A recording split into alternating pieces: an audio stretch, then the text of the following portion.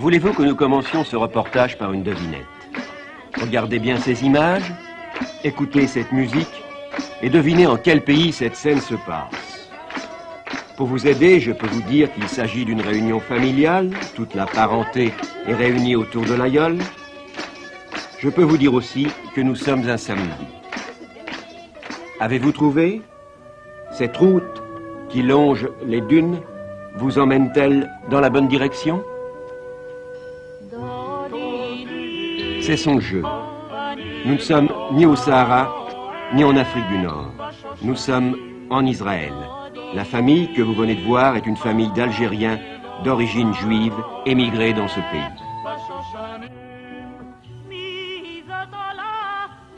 Cette ville surgit tel un mirage des sables, c'est Ashdod, tout au sud du pays, non loin de la frontière égyptienne. Là où il n'y avait que sable, mer et vent, pousse une ville moderne de 30 000 habitants. Poussent des arbres.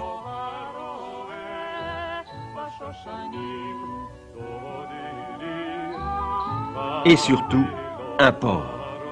Un port construit avec l'aide de techniciens français, dont les Israéliens veulent faire le premier du Moyen-Orient.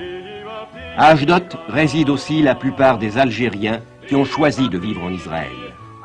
Dans une rue de la ville, nous avons d'abord rencontré des jeunes gens et aussi des enfants. Il y avait 130 000 juifs en Algérie, une dizaine de mille sont venus en Israël. Vous êtes d'origine algérienne tous les trois? Oui, oui, oui. D'où? D'Algérien, à la Casbah, j'habitais. Moi j'habitais Bonn, je suis de la plage. Eh bien, je suis de Constantine, du Fibrolamie. Et vous êtes maintenant à Ashdod? Oui, la petite Algérie. Pourquoi la petite Algérie? Parce que c'est la ville avec la plupart des Algériens. Et vous êtes content d'être ici? Non. Non? Non. Pourquoi? Pourquoi vous n'êtes pas content d'être ici? Parce que là, comme je vous ai dit, la culture française. C'est ça qui Comment la manque. culture française? Vous n'êtes pas content d'apprendre l'hébreu, une culture hébraïque, israélienne? J'ai jamais été sioniste. Non? Non. Alors votre désir c'est quoi? Retourner en France. Pour faire quoi? Continuer mes études. Et vous? Qu'est-ce que vous faites ici? Je travaille comme coiffeur pour hommes. Et vous êtes content ici? Oui, pas mal. Si je pourrais aller en France en touriste, je pourrais aller. Mais vous préférez rester dans ce pays ou venir en France? Je préfère rester dans ce pays et aller en touriste en France. Qu'est-ce qui vous attire à la France? C'est les amusements des jeunes. Et puis, on a un chanteur pied noir là, à Paris, qui s'appelle Henri Massès. Je l'estime très bien, ce type-là. C'est pour ça que vous voulez venir en France en touriste? Pour le voir aussi à lui. Oui. Et vous? Ben, ça fait exactement depuis 61 que je suis en Israël. Je suis venu directement à Ashdod. Je suis étudiant ici en Israël. Vous êtes heureux ici en Israël? Je suis très heureux, c'est exactement le contraire de mes autres copains. C'est vrai? Je suis vraiment très heureux. Vous n'avez pas du tout l'attention Ça a été un peu difficile de m'adapter, mais depuis que je me suis adapté ici en Israël, ça va très bien. Ceux qui parlent français lèvent la main là. Vous parlez tous le français? Oui. Et ici tu apprends l'hébreu? Tu parles aussi bien l'hébreu que le français? Non, les deux. Les deux. Et toi? Tu parles aussi bien l'hébreu que le français? Les deux la même chose. Hein? Les deux la même chose. Tu es content d'être ici? Avec tes camarades, qu'est-ce que tu parles? Français ou... Non, les deux. L'hébreu? Uniquement l'hébreu? Et dans ta famille, qu'est-ce qu'on parle? Le français. Le français? Et chez toi? L'arabe et le français. Et chez toi? Le français. Et chez toi? Moi, le français. Comment c'est pour toi la France? Bien. Plus bien qu'Israël. Plus grand qu'Israël? Ouais. Ce sont des amis qui sont en France? Ouais. Et pour toi, comment c'est la France? C'est mieux qu'Israël. Pourquoi mieux? Parce que c'est plus grand et c'est plus beau. Tu crois? Non, Israël, c'est plus beau. Qu'est-ce que tu dis? Israël, c'est plus beau. C'est vrai, mais tu connais la France? Oui. Tu aimes la France aussi? Oui. Mais tu penses qu'Israël c'est plus beau? Le samedi, Shabbat, est jour de repos en Israël. Et comme il fait chaud, on descend à la plage. Venez par là. Allez, bougez de là-bas, vous autres, bougez-vous. Vous êtes en train de gêner la circulation. Vous gênez la circulation, bougez de là, je vous prie. Hein. Passez là devant. Allez-y, allez-y, monsieur. Allez-y. Vous allez, bougez. Monsieur l'agent, je vois que vous parlez français. Ah oui, alors là, ils vont dire en Israël, ils parlent français, c'est bien. Vous êtes algérien d'origine? Oui.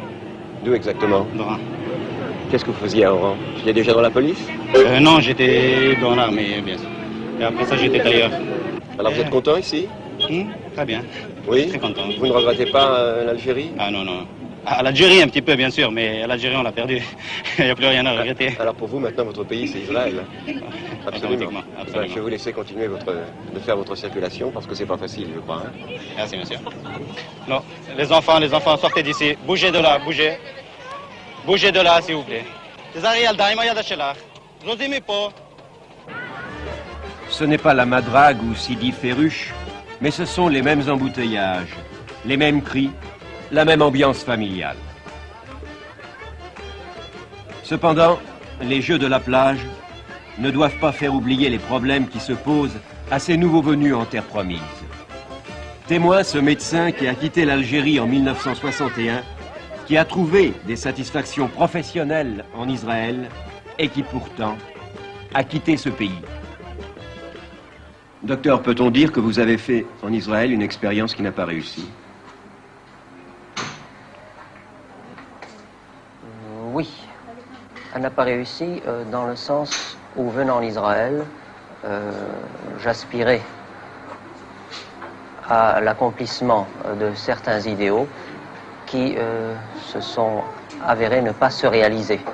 Expliquez-vous, si vous voulez, d'une manière très précise, les raisons pour lesquelles votre expérience n'a pas réussi. Il y a deux ordres de raisons, ou deux ordres de causes. Tout d'abord des causes profondes et des causes immédiates.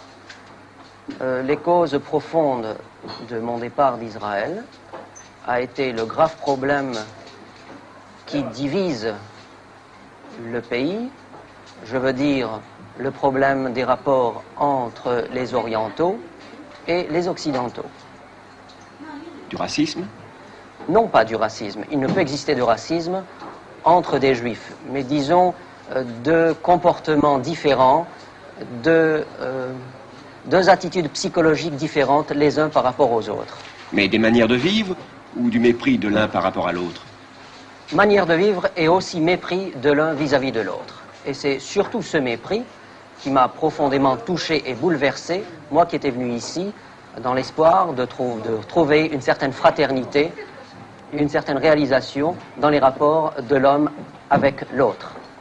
Voici donc une des raisons, la seconde. La seconde dérive un peu de la première. Ça a été la cause déterminante de mon départ, a été ce fameux procès public intenté contre le judaïsme algérien qui avait préféré l'immigration en France à celle d'Israël. Et je ne comprenais pas pourquoi l'on faisait ce procès au judaïsme algérien alors que d'autres juifs avaient choisi, d'autres juifs qui avaient quitté leur pays d'origine et qui avaient choisi d'autres pays autres que celui d'Israël.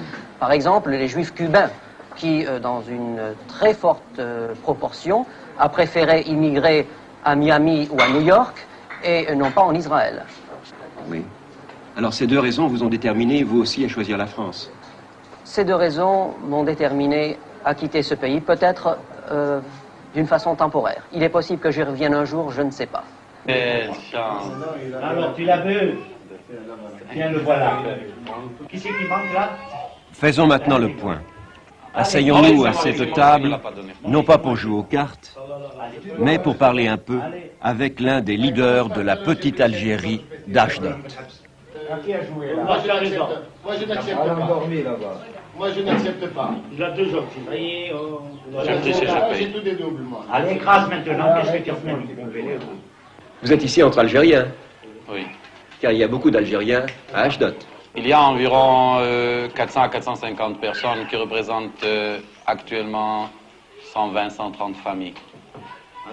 Il y a 3 ans de ça, lorsque je suis arrivé à Ashdod, nous étions 384 familles. Je tiens ce renseignement pour la bonne raison que moi-même étais occupé de ce recensement lorsque le gouvernement français avait décidé d'allouer les indemnités aux Algériens résidant en Israël, et chose qui ne s'est pas faite jusqu'à aujourd'hui. Mais pourquoi la plupart d'entre eux sont-ils repartis maintenant?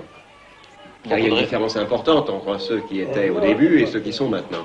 Il y a plusieurs raisons. Les départs se sont produits, la majeure partie des départs s'est effectué vers fin 62, lorsque la situation était plus claire.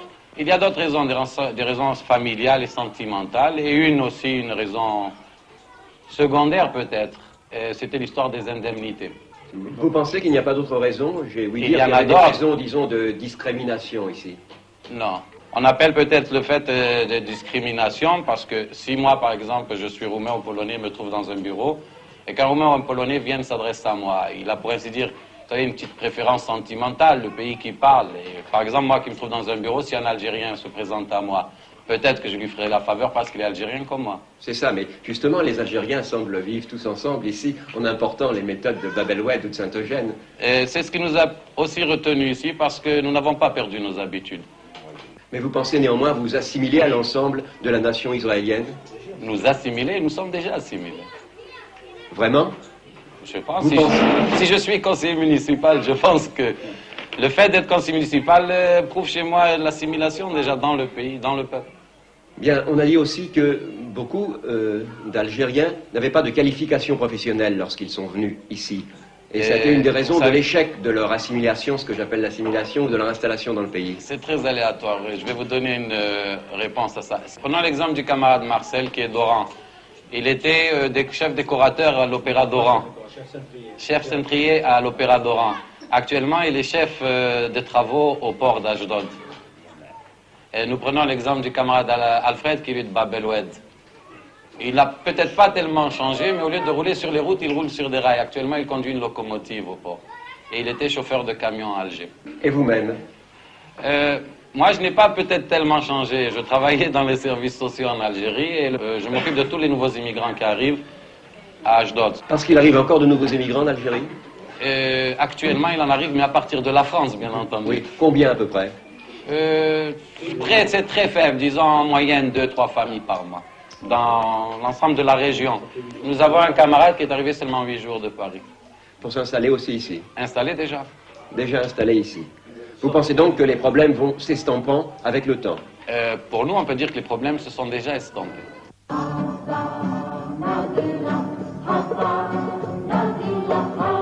Les problèmes s'estompent. Comme le sable. Le sable qui laisse la place aux pierres des constructions neuves.